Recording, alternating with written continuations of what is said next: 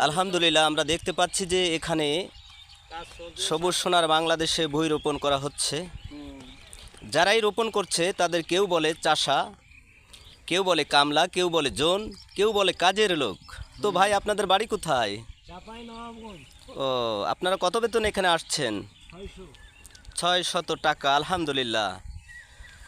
তো সাধারণত দেখা যায় প্রত্যেকটা মানুষ তার নিজ স্বার্থে কাজ করে থাকে। আপনার যদি কিছু সময় আগে ওঠেন তাহলে কি মহাজনের ভালো লাগবে? ব্যথা পায়। ও, এটাই স্বাভাবিক। আর যদি সুন্দর করে বেশি করে কাজ দেন তাহলে মহাজনের কেমন লাগবে? খুশি লাগবে।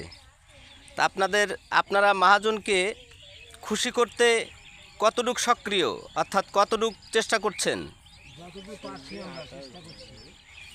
আলহামদুলিল্লাহ। মহাজনের